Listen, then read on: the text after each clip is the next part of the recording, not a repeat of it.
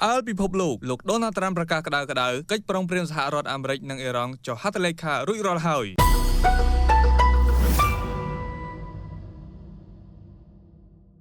ពិភពលោកអាចដកដង្ហើមធំបានបន្តិចហើយក្រោយនាយករដ្ឋមន្ត្រីប៉ាគីស្ថានបានទម្លាយព័ត៌មានបឋមពេលនេះប្រមុខសេតវិមានលោកដូណាល់ត្រាំបានដើរចេញពីជំនួប G7 ជាមួយមេដឹកនាំបារាំងទាំងប្រកាសយ៉ាងជឿជាក់ថាកិច្ចព្រមព្រៀងសន្តិភាពជាមួយអ៊ីរ៉ង់ត្រូវបានចុះហត្ថលេខាជាផ្លូវការហើយទោះបីជាខ្លឹមសារលម្អិតមិនទាន់ទម្លាយអស់ប៉ុន្តែចំណុចយុទ្ធសាស្ត្រទាំង4នេះកំពុងតែធ្វើឲ្យកៅស៊ូនយោបាយឡើងកម្ដៅការចុះហត្ថលេខា Digital ដែលធ្វើឡើងរវាងលោកត្រាំ JD Vance និងប្រធានសភាអ៊ីរ៉ង់បត់ឈប់បាញ់60ថ្ងៃបើកផ្លូវឲ្យមានការចរចាសន្តិភាពជាអចិន្ត្រៃយ៍បើកច្រកសមុទ្រ Hormuz ឡើងវិញដែលជាផ្លូវនាវាដឹកប្រេងធំបំផុតលើលោកនិងបើកទ្វារពេញលេញនៅថ្ងៃសុក្រនេះក្រោយអាមេរិកដកការបិទខ្ទប់បញ្ឈប់ការប្រយុទ្ធគ្នាក្នុងតំបន់រាប់បញ្ចូលទាំងសមរភូមិនៅលីបង់ប៉ុន្តែសំណួរធំគឺចុះវាសនានៃកម្មវិធីនុយក្លេអ៊ែររបស់អ៊ីរ៉ង់និងទ្រព្យសម្បត្តិដែលត្រូវបានបង្កក់រាប់ពាន់លានដុល្លារនោះនឹងទៅជាយ៉ាងណាជាសំណួរតើសន្តិភាពនេះនឹងស្ថិតស្ថេរយូរអង្វែងដែរឬទេសូមបញ្ចេញមតិរបស់អ្នកនៅខាងក្រោម